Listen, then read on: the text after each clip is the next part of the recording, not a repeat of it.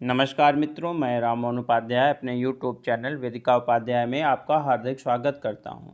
मित्रों, आज की इस वीडियो में हम लोग जीआईसी लेक्चरर में पूछे जाने वाले सामान्य अध्ययन के प्रश्न पत्र के संबंध में चर्चा करेंगे। जैसा कि हम लोगों को मालूम है, प्रवक्ता राज के इंटर कॉलेज के प्रारंभिक परीक्षा में 30 प्रश्न सामान्य अध्ययन के पूछे जाते हैं। तो 2015 में पूछे गए जीआईसी प्रवक्ता सामान्य अध्ययन के प्रश्नों को मैंने इस श्रृंखला के अंतर्गत रखा है और एक ट्रेंड है कि प्रश्न रिपीट भी किए जाते हैं या इसके द्वारा हम लोगों को यह जानकारी होगी कि किस पोर्शन से कितने प्रश्न पूछे जाते हैं और उनका कठिनाई स्तर क्या होता है। इस वीडियो में मैंने 2015 में पूछे गए सामान्य अध्ययन के प्रश्न पत्र को सर्वशुद्ध हल करने का प्रयास किया है। हमारा पहला प्रश्न है, आलूबर्नी साथ आया। पहला विकल्प गजनी के महमूद के साथ, दूसरा विकल्प मोहम्मद गोरी के साथ, तीसरा विकल्प बाबर के साथ, चौथा विकल्प उपर्युक्त में से किसी के साथ नहीं। तो हमारा सही आंसर है विकल्प ए, गजनी के महमूद के साथ। आलूबर्नी नामक विद्वान महमूद गजनवी जो कि कहाँ का शासक था, गजनी का शासक था, उसके साथ भारत आया था। वह पूछा जाता है इसका जन्म कब हुआ था, तो 973 ईस्वी में। कहाँ पे हुआ था, खीवा में। खीवा कहाँ पे है, यह मध्य एशिया में है। बेसिकली जो है यह ख्वारिज्म के शाह के यहाँ राज ज्योतिषी के पद पर कार्यरत था और महमूद गजनवी ने जब ख्वारिज्म के शाह को परास्त कर दिया तो आलूबर्नी को पकड़कर अपने राज गजनी ले आया था और भारत पे आक्रमण के दौरान जो है अलबर्नी उसके साथ था। अलबर्नी ने एक प्रसिद्ध रचना लिखी है उसका, जिसका नाम है किताबुल हिंद या इसे तहकीक ए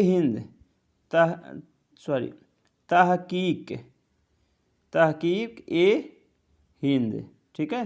तहकीक हिंद या तहकीक हिंद नाम से जो है इसकी रचना की है। इसे जो है मिन मकाला के नाम से भी जाना जाता है। मिन मकाला के नाम से भी जाना जाता है। इस पुस्तक में अलबर्नी ने तत्कालीन भारत की सामाजिक, आर्थिक, सांस्कृतिक दशाओं का विस्तृत विवरण दिया है। प्रश्न आता है कि तारीख़ हिंद का लेखक कौन था, तो हमें बताएंगे तारीख़ हिंद का लेखक अलबर्नी था, ठीक है। किताबुल हिंद या मिन मकाला अगर आ जाए तो भी वही चीज़ है, ठीक है। अबू रेहान किसके बचपन का नाम था, तो अलबर्नी जो है उसके बचपन का नाम क्या था, अबू रेहान। प्रश्न आता है तहकीक हिंद या किताबुल हिंद नामक पुस्तक या तारीख़ हिंद भी इसको कहते हैं, तारीख़ हिंद भी कहते हैं, किस भाषा में है, तो किताबुल हिंद या तारीख़ हिंद या अरबी भाषा में रचित है, यह अरबी भाषा में रचित है। इसमें एक प्रश्न आता है, पुराणों का अध्ययन करने वाला प्रथम मुसलमान। पुराणों का अध्ययन करने वाला प्रथम मुसलमान, तो पुराणों का अध्ययन करने वाला प्रथम मुसलमान कौन है, अलबर्नी है। प्रश्न आता है कि महमूद गजनवी, ठीक है, महमूद गजनवी के साथ आने वाले किस यात्री ने तत्कालीन भारत की सामाजिक सांस्कृतिक स्थिति का विस्तृत विवरण दिया है, तो किसने दिया है, अलबर्नी ने दिया है। कहीं पे पूछा गया था नेट या किसी परीक्षा में कि तारीख़ हिंद में कुल कितने अध्याय हैं, तो उसमें कुल कितने अध्याय हैं, 80 अध्याय हैं। नेट की परीक्षा में या किसी अन्य परीक्षा में पूछा गया था, मुझे याद नहीं है, कि तारीख़ हिंद के किस अध्याय में आनंदपाल का महमूद गजनवी को लिखे गए पत्र का विवरण मिलता है, तो उसके 49वें अध्याय में यह उल्लेख मिलता है कि आनंदपाल ने महमूद गजनवी को एक पत्र लिखा था। अलबर्नी ने भारतीयों के विषय में लिखा है कि हिंदुओं में यह दृढ़ विश्वास है कि भारत के समान और कोई देश नहीं है, ऐसा कोई राष्ट्र नहीं है, उनके राजा के समान कोई राजा नहीं है और उनके विज्ञान के समान कोई विज्ञान नहीं है। किसने लिखा है, यह अलबर्नी ने ही लिखा है। तो ये संक्षिप्त जानकारी थी अलबर्नी के विषय में, और हम लोग जब मध्यकालीन इतिहास का अध्ययन करेंगे तो उसमें विस्तार पूर्वक इसके विषय में चर्चा करेंगे। विकल्प बी है मोहम्मद गोरी। मोहम्मद गोरी एक मुस्लिम आक्रांता था जो भारत पर आक्रमण किया था और इसके आक्रमण के फलस्वरूप ही भारत में मुस्लिम शासन की नींव पड़ी। ठीक है, किस लिए नींव पड़ी? क्योंकि इसका जो एक सिपह सालार था जिसका नाम था कुतुबुद्दीन ऐबक, कुतुबुद्दीन ऐबक। ठीक है, कुतुबुद्दीन ऐबक ने जो है 1206 ईस्वी में भारत में मुस्लिम सत्ता की स्थापना की थी। ठीक है, शिहाबुद्दीन मोहम्मद गोरी, शिहाबुद्दीन मोहम्मद गोरी इसका पूरा नाम था और यह गोरी प्रांत का शासक था।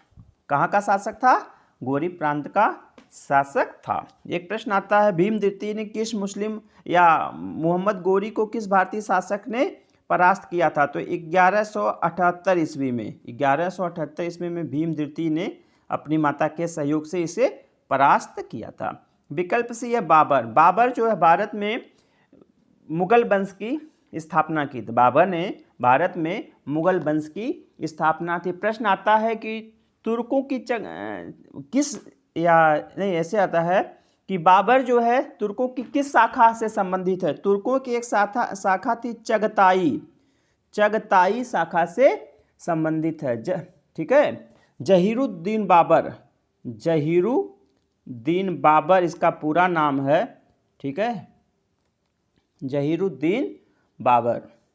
और इसने जो है 1526 ईस्वी में, 1526 ईस्वी में पानीपत के प्रथम युद्ध में, पानीपत के प्रथम युद्ध में इब्राहिम लोदी को परास्त कर भारत में मुगल वंश की स्थापना की। तो इब्राहिम लोदी वंश का अंतिम शासक था। प्रश्न आता है कि पानीपत के प्रथम युद्ध में बाबर ने किस नीति का प्रयोग किया था? तो तुलुगमा नामक युद्ध नीति का या रणनीति का इन्होंने प्रयोग किया था।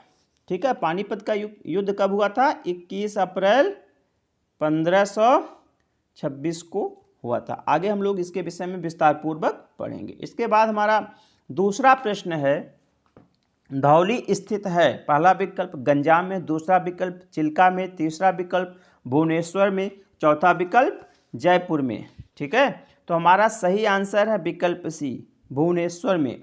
भुवनेश्वर में धौली जो है एक पुरातात्विक स्थल है जो कि अशोक के शिलालेखों से संबंधित है और उड़ीसा के भुवनेश्वर में स्थित है। अशोक के जो कुल दीर्घ शिलालेख थे ठीक है, जिसमें 14 लेखों का एक समूह है जिसे दीर्घ शिलालेख के नाम से जानते हैं और वह कुल 8 अलग अलग स्थलों से पाया गया था। तो उन्हीं 8 स्थलों में से एक धौली था जो कि उड़ीसा के भुवनेश्वर में स्थित है। कुछ किताबों में इसका उल्लेख मिलता है कि धौली जो है उड़ीसा के पुरी जिले में स्थित एक गांव है। ठीक ना, तो यहाँ से क्या प्राप्त हुआ है? अशोक का दीर्घ शिलालेख प्राप्त हुआ। दीर्घ शिलालेख में 14 विभिन्न लेखों का एक समूह होता है और अशोक के जो दीर्घ शिलालेख हैं वह कुल 8 विभिन्न स्थलों से प्राप्त हुए हैं। धौली और उड़ीसा में ही एक स्थल और है जौगढ़, धौली और जौगढ़। तो धौली और जौगढ़ से जो शिलालेख प्राप्त हुए हैं उसमें 11वां, 12वां और 13वां लेख उत्कीर्ण नहीं मिलता है। उसकी जगह जो है प्रथम पृथक कलिंग प्रज्ञापन उसे कहा जाता है। पृथक कलिंग प्रज्ञापन, पृथक कलिंग प्रज्ञापन के नाम से उसे जाना जाता है। ठीक है, और इसके बाद जो है विकल्प बी है चिल्का। चिल्का में एक प्रसिद्ध झील है। गंजाम भी उड़ीसा में एक स्थित स्थल है। अभी मैंने आपको बताया एक स्थान है जौगढ़। तो जौगढ़ जो है उड़ीसा के गंजाम जिले में ही पाया जाता है। इसके बाद विकल्प डी है जयपुर पिंक सिटी, जिसे सवाई राजा जय सिंह ने बनवाया था। ठीक है, इसके बाद हमारा अगला प्रश्न है, फाहयान भारत में आया। पहला विकल्प 349 AD, दूसरा विकल्प 374 AD, तीसरा विकल्प 384 AD, चौथा विकल्प 399 AD। तो हमारा सही आंसर है विकल्प डी, 399 AD में जो है या एडी का मतलब यहाँ पे ईस्वी से है, ठीक है। फाहियान भारत की यात्रा पे आया था। 399 से लेकर 414 ईस्वी तक वह भारत में रहा, ठीक है। ये जो फाहियान है, फाहियान को चीनी भाषा में जो धर्माचार्य कहते हैं, फाहियान को चीनी भाषा में धर्माचार्य कहते हैं, क्योंकि वहाँ पे फा का अर्थ होता है धर्म। फा का क्या अर्थ होता है? धर्म। और हियान का अर्थ होता है आचार्य, ठीक है। हियान का अर्थ होता है आचार्य, इसलिए धर्म का आचार्य अर्थात धर्माचार्य। यह जब भारत आया था तो उस समय गुप्त शासक चंद्रगुप्त द्वितीय विक्रमादित्य, चंद्रगुप्त द्वितीय जिसकी उपाधि थी विक्रमादित्य, ठीक है, उसके शासनकाल में भारत की यात्रा पर आया था। और इसने फोओकी नामक ग्रंथ की रचना की है और भारत के विभिन्न बौद्ध स्थलों का इसने भ्रमण किया था, लेकिन इसने तत्कालीन शासक के नाम का उल्लेख नहीं किया है और किसी ऐसे स्थलों का उल्लेख नहीं करता है जो पाटलिपुत्र है, ठीक है, उसका वह उल्लेख मध्य, कहीं पे पाटलिपुत्र या मगध साम्राज्य का उल्लेख नहीं करके वह मध्य देश के नाम से उसका उल्लेख करता है। उसने जो है व्यापार के लिए कौड़ियों का प्रयोग किया जाता था, बताया था, व्यापार के लिए कौड़ियों के विषय में बताता है। एक प्रश्न कहीं आया था, कुड़ या कुड़ जो है, ठीक है, कुड़ किस विदेशी यात्री के बाल्यकाल का नाम था? तो जो फाहियान है उसे बाल्यकाल में कुड़ के नाम से जाना जाता था। प्रश्न आता है, चांडालों का विस्तृत विवरण देने वाला प्रथम विदेशी, चांडालों का विवरण देने वाला प्रथम विदेशी कौन है? तो चांडालों का विवरण देने वाला प्रथम विदेशी फाहियान ही है, ठीक है। फाहियान किसके समय में आया था? चंद्रगुप्त द्वितीय विक्रमादित्य के समय में भारत की यात्रा पर आया था और 399 से 414 ईस्वी तक वह भारत में रहा। इसके बाद हमारा चौथा प्रश्न है, मित्रों आगे बढ़ने से पूर्व आपसे अनुरोध है, आप वीडियो को पूरा देखने के पश्चात चैनल को सब्सक्राइब, वीडियो को लाइक एवं शेयर अवश्य करें, साथ ही साथ अपने सुझावों को कमेंट बॉक्स में अवश्य दें। हमारा चौथा प्रश्न है, निम्नलिखित में से कौन दिल्ली का प्रथम सुल्तान था जो युद्ध में लड़ता हुआ मारा गया था? तो पहला विकल्प है अलाउद्दीन खिलजी, दूसरा विकल्प है बहलोल लोदी, तीसरा विकल्प है इब्राहिम लोदी, चौथा विकल्प है सिकंदर लोदी। तो हमारा सही आंसर है विकल्प सी, इब्राहिम लोदी। इब्राहिम लोदी जो है दिल्ली का प्रथम या अकेला ऐसा सुल्तान है जो युद्ध क्षेत्र में लड़ता हुआ मारा गया। इसका शासनकाल जो 1517 से लेकर 1526 ईस्वी तक रहा और 1526 में हुए पानीपत, अभी मैंने बताया ना आपको, 21 अप्रैल 1526 में हुए पानीपत के प्रथम युद्ध में मुगल बादशाह बाबर के साथ जो है पराजित हुआ और युद्ध स्थल पे ही मारा गया। सिकंदर लोदी, यह लोदी शासक सिकंदर लोदी का पुत्र था। किसका पुत्र था? सिकंदर लोदी का पुत्र था। फरिश्ता एक इतिहासकार है और उसने लिखा है कि वह मृत्यु पर्यंत लड़ा और एक सैनिक की भांति मारा गया। यह कथन पूछा जा सकता है परीक्षाओं में कि वह मृत्यु पर्यंत लड़ा और एक सैनिक की भांति मारा गया। किसके विषय में कहा गया है या इब्राहिम लोदी के विषय में किसने कहा, दोनों पूछा जा सकता है। तो फरिश्ता ने कहा है और इब्राहिम लोदी के विषय में कहा। एक विद्वान थे नियामत उल्लाह, ठीक है, यह एक इतिहासकार थे और उन्होंने लिखा है इसके विषय में, सुल्तान इब्राहिम के अलावा भारत का अन्य कोई सुल्तान युद्ध में नहीं मारा गया, ठीक है। तो आप इसे ध्यानपूर्वक पढ़ लीजिएगा। इसके बाद हमारा विकल्प ए है अलाउद्दीन खिलजी। हम लोगों को मालूम है अलाउद्दीन खिलजी वंश का एक प्रसिद्ध शासक था जिसने 1296 से लेकर 1316 ईस्वी तक अपना शासन किया और द्वितीय सिकंदर, ठीक है, द्वितीय सिकंदर की उपाधि धारण किया था या सिकंदर ए सानी भी इसको बोलते हैं। सिकंदर ए सानी की उपाधि ग्रहण किया था। बाजार, ठीक है, बाजार नियंत्रण के लिए प्रसिद्ध है, अपने कड़ी शासन व्यवस्था के लिए प्रसिद्ध है और पहला शासक था जिसने दक्षिण भारत पे आक्रमण किया। पहला शासक था जिसने दक्षिण भारत पर आक्रमण किया। इसके बाद विकल्प भी है बहलोल लोदी। बहलोल लोदी जो है लोदी वंश का संस्थापक था। बहलोल लोदी लोदी वंश का संस्थापक था और 1451 ईस्वी से लेकर 1489 ईस्वी तक, 1451 से 1489 ईस्वी तक इसने शासन किया। एक प्रश्न आता अफगान समानता पर विश्वास करने वाला शासक। तो अफगान समानता पर विश्वास करने वाला शासक कौन था? बहलोल लोदी ही था। वह अपने आप को शासक नहीं मानता था बल्कि उन्हीं अफगानों में से, उन्हीं सरदारों में से एक सरदार मानता था। वो सरदारों के सामने कभी सिंहासन पर नहीं बैठा। प्रश्न आता है सिंहासन पर न बैठने वाला सल्तनत शासक। सिंहासन पर न बैठने वाला सल्तनत शासक कौन है? बहलोल लोदी है। वह केवल कालीन पर बैठता था। वह एक ऐसा शासक था जो कालीन पर बैठकर शासन करता था। प्रश्न आता है सर्वाधिक समय तक शासन करने वाला दिल्ली सल्तनत का शासक। तो सर्वाधिक समय तक शासन करने वाला दिल्ली सल्तनत का शासक कौन है? बहलोल लोदी। बहलोल लोदी लगभग 48 वर्षों तक उसने शासन किया। और एक सिक्का है बहलोल लोदी, ठीक है, बहलोली नामक सिक्के का इसने जो है प्रचलन किया था, जो अकबर तक उत्तरी भारत में विनिमय का प्रमुख साधन था। जो अकबर तक उत्तरी भारत में विनिमय का मुख्य साधन था। एक आता है मसनद ए अली। मसनद ए अली किसकी उपाधि थी? तो मसनद ए अली किसकी उपाधि थी? बहलोल लोदी की ही उपाधि थी। ठीक है, उसने कहा था कि इतना ही काफ़ी है कि मेरा नाम राज्य से संबंधित है। इसके बाद जो है विकल्प डी है सिकंदर लोदी। सिकंदर लोदी जो है बहलोल लोदी का पुत्र था और उसने सिंहासन पर बैठने के पश्चात बहलोल लोदी के द्वारा जो अफगान समानता की नीति थी उसे समाप्त किया और अब सरदारों पर कठिन नियंत्रण स्थापित करने का प्रयास किया। प्रश्न आता है निज़ाम खां।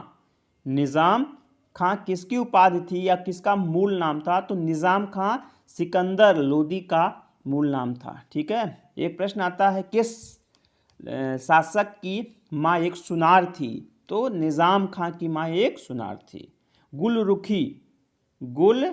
गुलरुखी नाम से कविताएं कौन लिखता था? तो गुलरुखी नाम से कविताएं सिकंदर लोदी ही लिखता था। आगरा की स्थापना किसने कराया था? तो 1504 में आगरा की स्थापना किसने कराया था? सिकंदर लोदी ने। 1506 में, ठीक है, इसके बाद 1506 में आगरा को उसने अपनी राजधानी बनाई। एक प्रश्न आता है तिब्बते सिकंदरी, ठीक है, का संबंध किससे है, किस क्षेत्र से है? तो यह आयुर्वेद का एक ग्रंथ है। एक ग्रंथ था महाआयुर्वेद, तो उसका जो इसने फारसी भाषा में अनुवाद कराया था।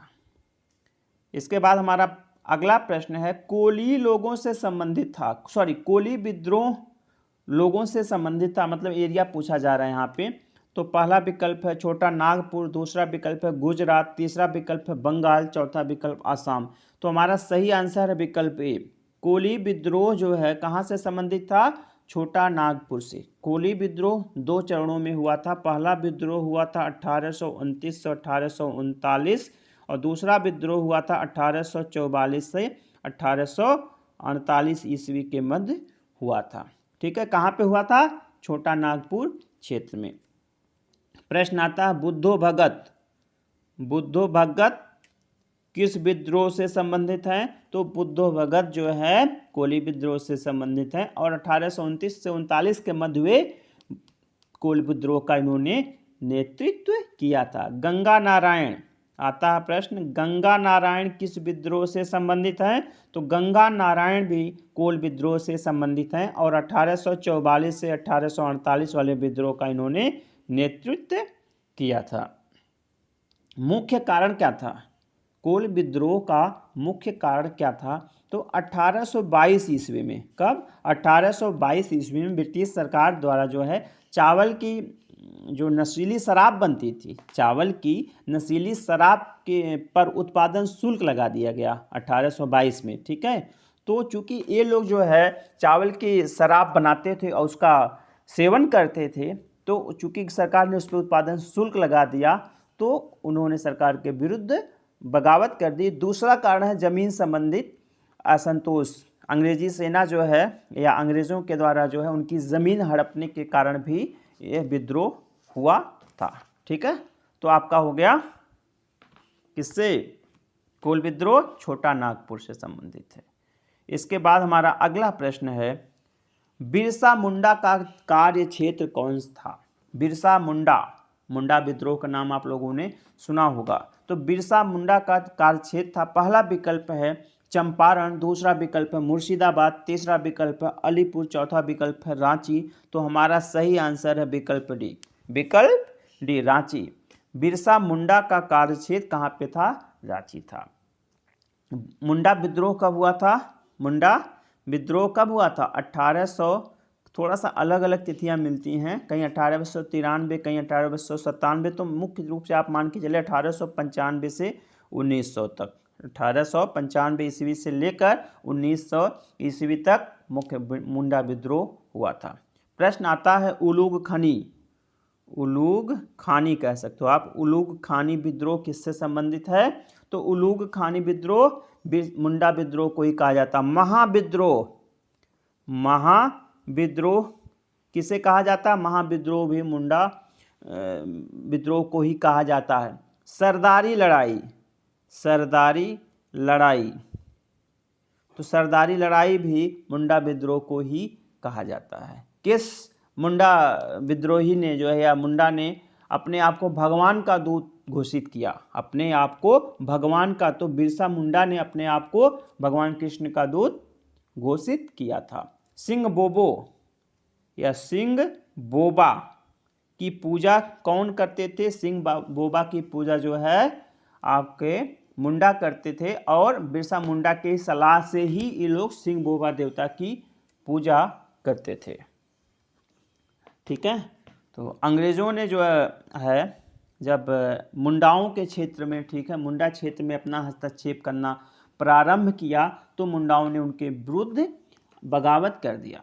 पहले जो है अपने सरदारों के नेतृत्व में उन्होंने अंग्रेज़ों के खिलाफ बगावत किया, जिसके कारण जो है इसे सरदारी लड़ाई के नाम से भी जाना जाता है। बाद में लगभग 1897 से लेकर 1900 के मध्य, ठीक है, 1897 से लेकर 1900 के मध्य जो है यह विद्रोह बिरसा मुंडा के नेतृत्व में लड़ा गया।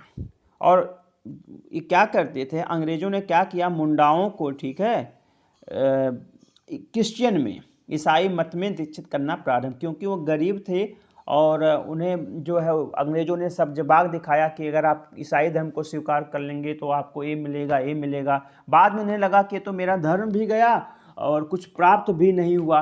बिरसा मुंडा खुद जो है इसी, क्या नाम है, ईसाई धर्म को स्वीकार किए थे। बाद में जो है उन्होंने ईसाई धर्म से पुनः अपने आप को हटा लिया, और क्रिसमस के दिन ही, इसलिए प्रश्न आता है कि मुंडा विद्रोह बिरसा मुंडा के नेतृत्व में कब लड़ा गया, तो क्रिसमस के दिन ही इन्होंने इस विद्रोह को प्रारंभ किया था। क्रिसमस दिन चुने जाने के कारण, क्योंकि क्रिसमस के दिन ढेर सारे मुंडाओं को ईसाई धर्म में दीक्षित किया गया था। ठीक है, और उन्होंने कहा कि यह सब मिथ्या है, ईसाई धर्म में कुछ भी नहीं है। एक प्रश्न आता है, किस विद्रोह में जो है महिलाओं ने प्रमुख भूमिका निभाई और कुछ महिलाओं को जो है उसमें सजा भी हुई? तो इसमें बिरसा मुंडा की पत्नी थी मनकी देवी, मनकी देवी, ठीक है, मनकी देवी को भी जो है 2 साल की जेल हुई थी। और बिरसा मुंडा को बाद में जब विद्रोह हुआ और लंबा विद्रोह चला तो बिरसा मुंडा को अंग्रेज़ों ने जो है गिरफ्तार करके जेल में डाल दिया, और 1900 ईस्वी में जेल में ही, रांची के जेल में, ठीक है, रांची के जेल में इनकी मृत्यु हो गई हैजा नामक बीमारी से। किस बीमारी से हुई थी? हैजा नामक बीमारी से इनकी मृत्यु हो गई। इसके बाद हमारा अगला प्रश्न है, नाथुला दर्रा भारत के किस राज्य में स्थित है? पहला विकल्प असम, दूसरा विकल्प उत्तराखंड, तीसरा विकल्प सिक्किम और चौथा विकल्प जम्मू कश्मीर। तो हमारा सही आंसर है विकल्प सी। नाथुला दर्रा कहाँ पे है? सिक्किम में अवस्थित है। ठीक है। उत्तराखंड में जो है बनिहाल दर्रा प्रसिद्ध है। जोजिला तो कश्मीर में, जम्मू कश्मीर में है जोजिला दर्रा। उत्तराखंड में एक लिप लेक दर्रा है, नीति दर्रा है उत्तराखंड में दर्रे बहुत हैं। ठीक है। इसके बाद हमारा अगला प्रश्न है, निम्नलिखित में से कौन सा स्थान परमाणु शक्ति स्टेशन के लिए प्रसिद्ध है? पहला विकल्प कोटला, दूसरा विकल्प बदरपुर, तीसरा विकल्प भद्रा, चौथा विकल्प कुडनकुलम। तो हमारा सही आंसर विकल्प डी कुडनकुलम जो है किसके लिए? परमाणु शक्ति स्टेशन के लिए प्रसिद्ध है। कुडनकुलम परमाणु शक्ति जो है स्टेशन, इसे 1988 में तत्कालीन सोवियत संघ के जो सहयोग से तमिलनाडु, ये जो कुडनकुलम कहाँ पे है? तमिलनाडु में है। ठीक है। प्रश्न आता है, तमिलनाडु के कुडनकुलम में परमाणु ऊर्जा संयंत्र स्थापित करने के लिए समझौता होगा। और 2000 से, ठीक है, सन 2000 से यहाँ पे दो स्टेशन, सन 2000 से 2 परमाणु रिएक्टर्स जो है यहाँ पे काम कर रहे हैं। और 2008 में एक समझौता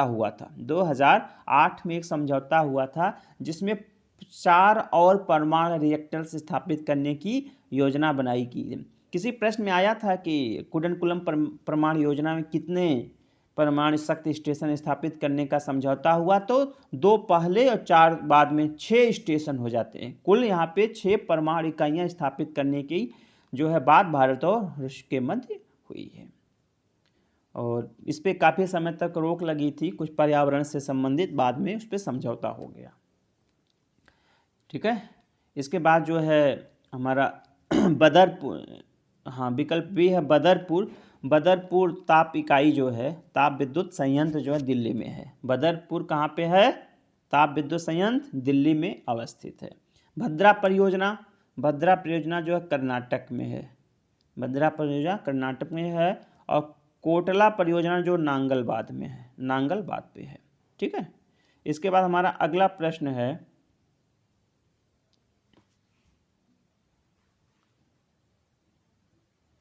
यूरोप के निम्नलिखित देशों में से कौन खाद्यान्न उत्पादन में, ठीक है, खाद्यान्न उत्पादन में आत्मनिर्भर है? यूरोप में पूछा जा रहा कौन सा देश खाद्य उत्पादन में आत्मनिर्भर है? तो हम पहला विकल्प है ब्रिटेन, दूसरा विकल्प है फ्रांस, तीसरा विकल्प है जर्मनी, चौथा विकल्प है इटली। तो सही आंसर है फ्रांस, विकल्प बी फ्रांस। यूरोप का एकमात्र देश फ्रांस है जो खाद्यान्न उत्पादन में आत्मनिर्भर है। अधिकांश यहाँ की जो अधिकांश जनसंख्या है वो है तो नगरीय, लेकिन नगरीय जनसंख्या होने के बावजूद भी फ्रांस एक कृषि प्रधान देश होने के कारण इसे किसानों का देश भी कहा जाता है। फ्रांस को किसानों का देश कहा जाता है। ठीक है। इसके बाद हमारा अगला प्रश्न है, यूरोप में 4 राजधानियों से होकर प्रवाहित होने वाली नदी है? पहला विकल्प डेन्यूब नदी, दूसरा विकल्प म्यूवर्स नदी, तीसरा विकल्प राइन नदी, चौथा विकल्प लॉयर नदी। तो हमारा सही आंसर है विकल्प ए डेन्यूब नदी। डेन्यूब नदी एक ऐसी नदी है यूरोप की जो 4 राजधानियों से होकर प्रवाहित होती है, जो 4 राजधानियों से होकर प्रवाहित होती है। ये 4 राजधानी कौन है? ऑस्ट्रिया की राजधानी वियना, ठीक है। हंगरी की राजधानी बुडापेस्ट, कहाँ की राजधानी है? हंगरी की राजधानी है। सर्बिया देश है तो सर्बिया की राजधानी है बेलग्रेड। सर्बिया की राजधानी कहाँ पे है? बेलग्रेड है। ठीक है। इसके बाद जो है वहाँ पे देश है स्लोवाकिया। तो स्लोवाकिया की राजधानी है ब्रातिस्लाना। ठीक है। ये 4 राजधानियों से जो होकर डेन्यूब नदी बहती है। और डेन्यूब नदी एक ऐसी नदी है जो 10 देशों से होकर बहती है, कुल 10 देशों से होकर बहती है। पहला है जर्मनी, दूसरा है ऑस्ट्रिया, तीसरा है स्लोवाकिया, चौथा है हंगरी, पांचवा है क्रोएशिया, छठा है अभी मैंने बताया सर्बिया, 7वां है बुल्गारिया, 8वां है मोल्दोरा, 9वां है यूक्रेन, 10वां है रोमानिया। ये कुल 10 देश हैं जहां से डन्यूब नदी की धारा प्रवाहित होती है। हमारा अगला प्रश्न है, हीरे के लिए प्रसिद्ध किम्बरले खान अवस्थित है। किम्बरले खान के विषय में पूछा जा रहा है, उसकी लोकेशन। पहला विकल्प है डेनमार्क में, दूसरा विकल्प है बेल्जियम में, तीसरा विकल्प है दक्षिण अफ्रीका में, चौथा विकल्प है ऑस्ट्रेलिया में। ठीक है, तो हमारा सही आंसर क्या होगा? किम्बरले खान कहाँ पे है? विकल्प सी, दक्षिणी अफ्रीका में किम्बरले खान है, जो कि हीरे के लिए प्रसिद्ध, हीरे के खनन के लिए प्रसिद्ध है। ठीक है, इसके बाद जो है जैसे ऑस्ट्रेलिया है तो कालगोडी की खान का नाम आप लोगों ने सुना होगा, कालगोडी खान, जो कि सोने की खान है, कालगोडी खान, और ऑस्ट्रेलिया में है। इसके बाद हमारा अगला प्रश्न है, निम्नलिखित में से कौन भारत के उपराष्ट्रपति नहीं थे?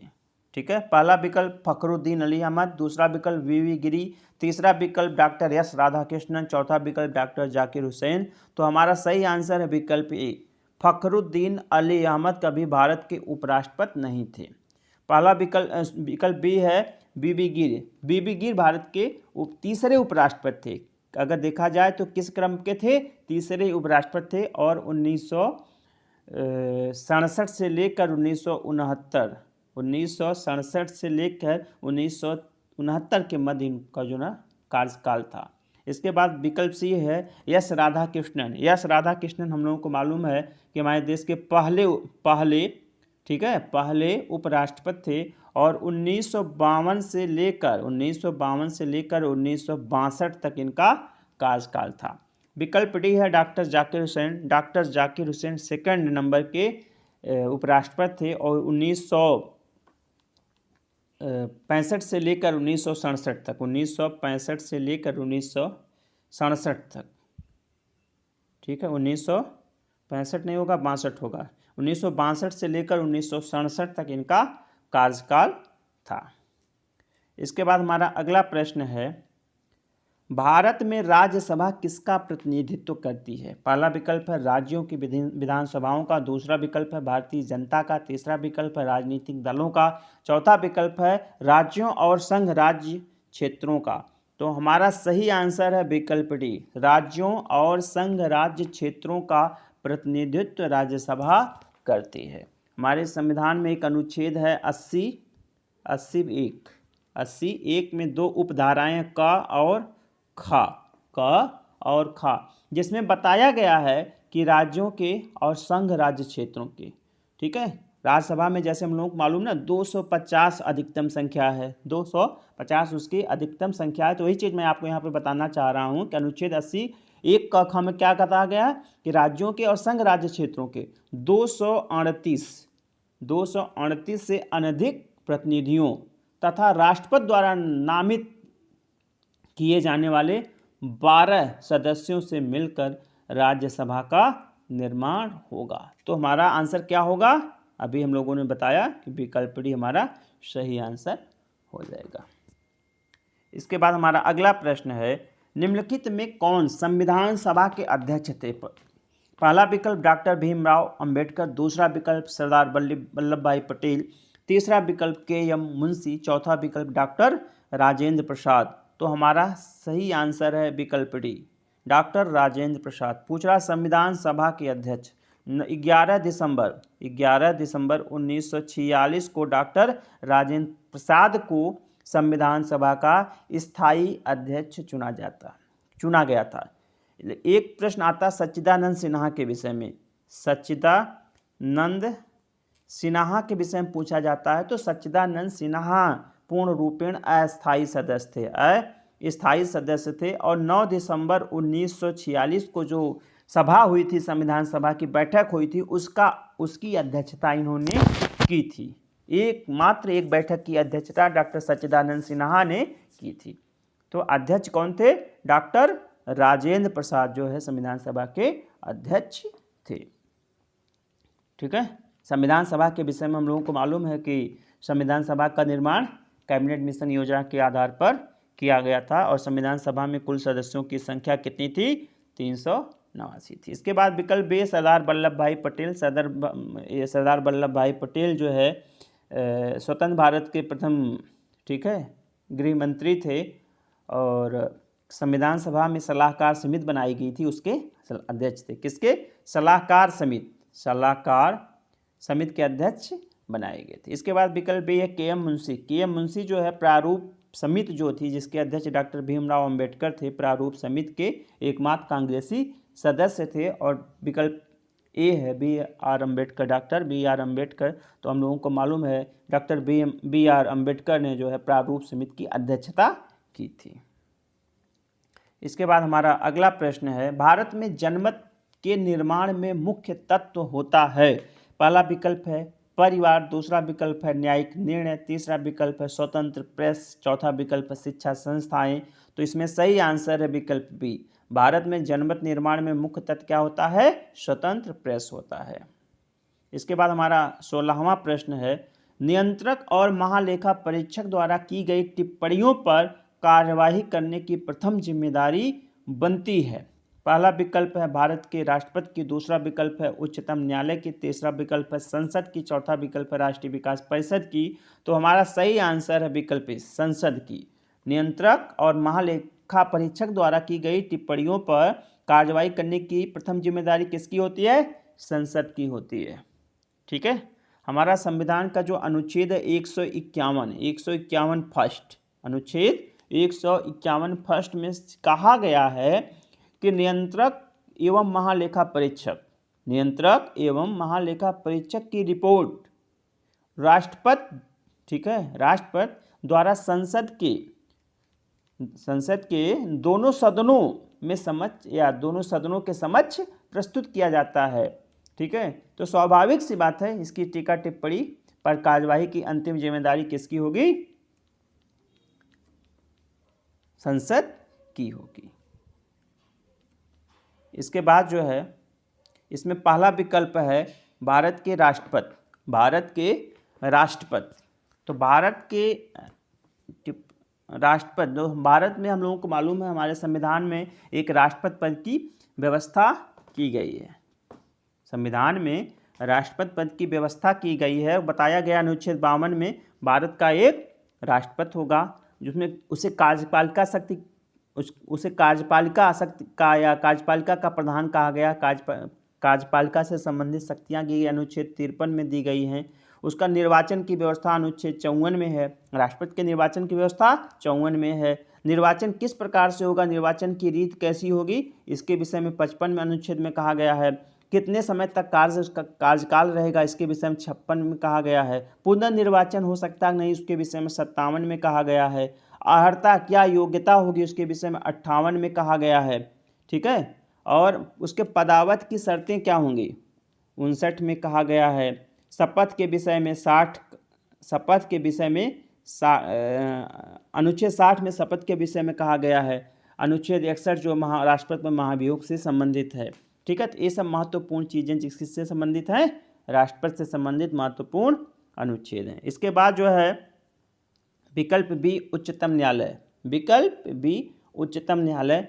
तो संविधान में जो है उच्चतम न्यायालय की व्यवस्था की गई है। हमारे संविधान में किसकी व्यवस्था की गई है? उच्चतम न्यायालय की व्यवस्था की गई है। और हमारा जो अनुच्छेद 124 से लेकर अनुच्छेद 147 तक उच्चतम न्यायालय के विषय में है। अनुच्छेद 147 को ऐसे हटा दिया गया है। ठीक है। फिर भी जो है 124 से लेकर 147 तक उच्चतम न्यायालय से संबंधित महत्वपूर्ण अनुच्छेद हैं। हमारे यहाँ मतलब भारत में एक उच्चतम न्यायालय की व्यवस्था होगी, अनुच्छेद 124 में कहा गया है। ठीक है। उसका गठन किस प्रकार से होगा, ठीक है, वो भी अनुच्छेद 124 में कहा गया है। वेतन न्यायाधीशों के वेतन कितने होंगे, तो अनुच्छेद 125 में कहा गया है। तदर्थ न्यायाधीशों की नियुक्ति काफ़ी परीक्षाओं में पूछी जाती है, तो 127 में कहा गया है। ठीक ना। तदर्थ न्यायाधीशों की नियुक्ति 127 में। उसका एक उच्चतम न्यायालय का अभिलेख न्यायालय के रूप में कार्य करना तो 129 में हो जाएगा। ठीक है। न्यायिक पुनर्वलोकन 137 हो जाएगा। ठीक है। तो ये सब जो है परामर्श से संबंधित अधिकार जो उसको अनुच्छेद 143 देता है, और राष्ट्रपति को किसी भी मुद्दे पर परामर्श दे सकता है। संसद के विषय में हम लोग जानते हैं, संसद के कुल 3 सदन होते हैं। ठीक है, संसद के कुल 3 सदन होते हैं, राज्यसभा, लोकसभा और राष्ट्रपति। इसका बाद विकल्प डी, राष्ट्रीय विकास परिषद। हमारे संविधान में जो है ये राष्ट्रीय विकास परिषद जो एक गैर संवैधानिक संस्था है और 1952 ईस्वी में इसकी स्थापना की गई थी। इसके बाद जो है उससे हमारा खराब कौन सा शहर, जितने करंट अफेयर्स के क्वेश्चन हैं अगर उसका तादाद में वर्तमान से बन रहा है तो मैं उसका आंसर बताऊंगा, अन्यथा मैं उसको स्किप कर दूंगा।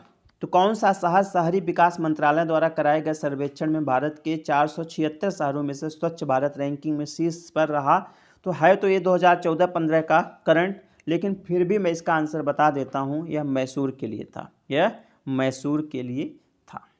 इसके बाद जो है 18वां प्रश्न है, किस शहर ने स्मार्ट सिटी मिशन के लिए केंद्र सरकार को अपना नामांकन सर्वप्रथम भेजा?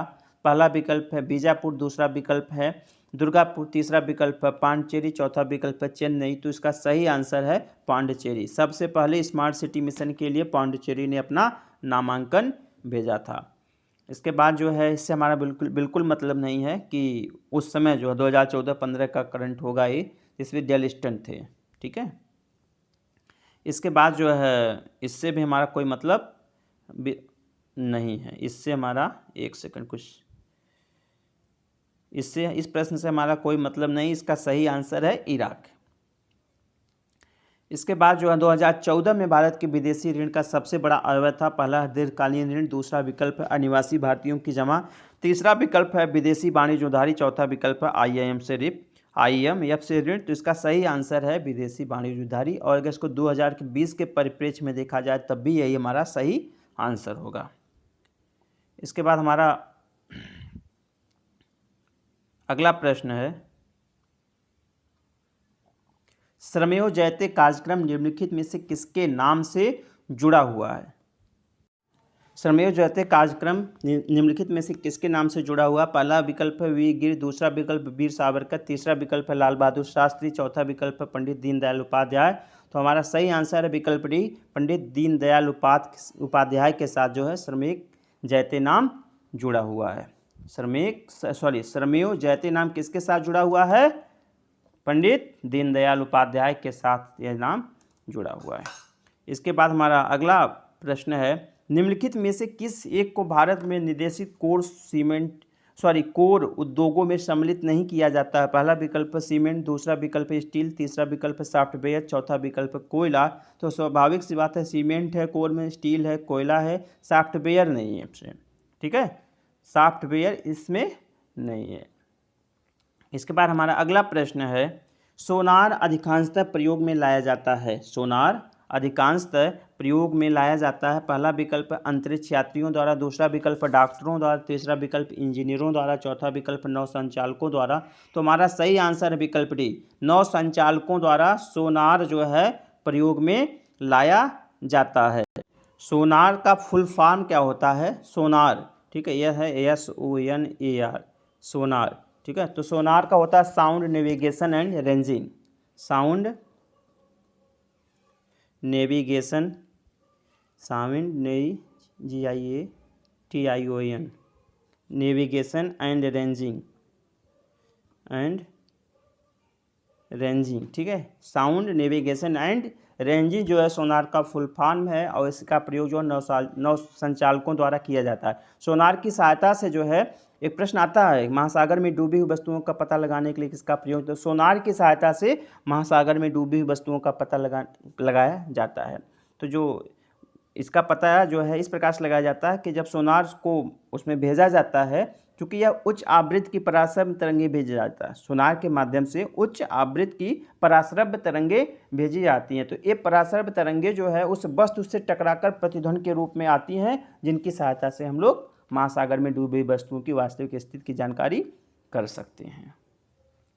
इसके बाद हमारा अगला प्रश्न है, विटामिन सी का सहायक रासायनिक नाम है? विटामिन सी का रासायनिक नाम है, पहला विकल्प है साइट्रिक अम्ल, दूसरा विकल्प अमीनो अम्ल, तीसरा विकल्प है ग्लूटेमिक अम्ल और चौथा विकल्प है एस्कॉर्बिक अम्ल। तो हमारा सही विटामिन सी का सही नाम क्या है? एस्कॉर्बिक अम्ल विटामिन सी का सही नाम है। विटामिन और विकल्प ए साइट्रिक अम्ल, तो साइट्रिक अम्ल जो है खट्टे फलों में पाया जाता है, नींबू है, आंवला है, संतरा है, इन सब में पाया जाता है। और ग्लूटामिक अम्ल भी एक अमीनो अम्ल है, ठीक है।